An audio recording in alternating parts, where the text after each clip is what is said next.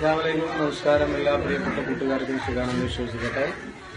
അപ്പോൾ ഞങ്ങൾ ഇന്ന് മലബാർ ലവ് എന്ന സജാദുള്ള രചനയും സംഗീതം നിർവഹിച്ച് നൗഷു പെരുന്തൽമണ്ണ പ്രസൻസിലൂടെ ഷംഷീർ സുഹൈൽ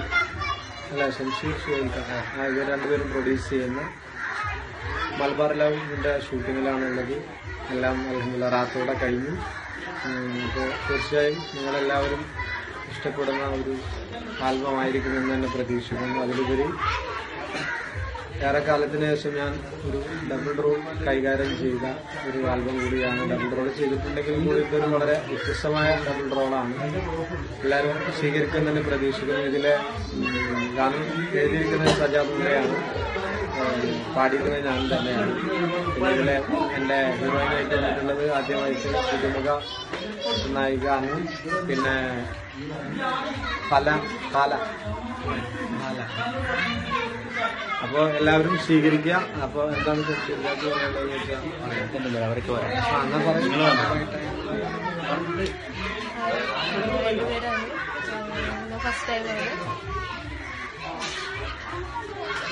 ഹായ്, ഞാൻ ഹാല. സെലിംഖാന്റെ കൂടെയുള്ള ഫസ്റ്റത്തെ ആൽബമാണ് എന്റേത്.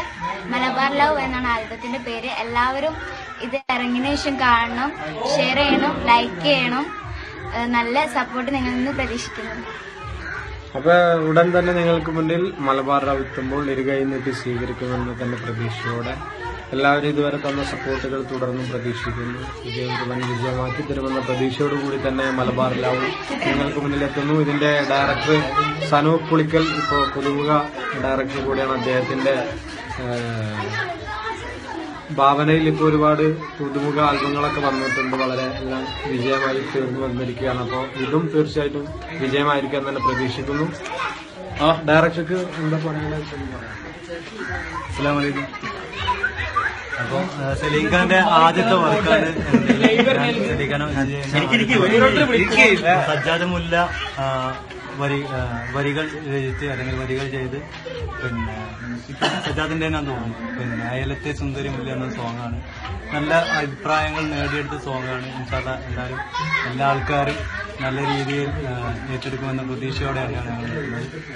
അപ്പം ഞങ്ങളിപ്പോൾ തിരൂരാണ്. നല്ല എൻജോയ്മെന്റ് ആയിട്ടാണ്.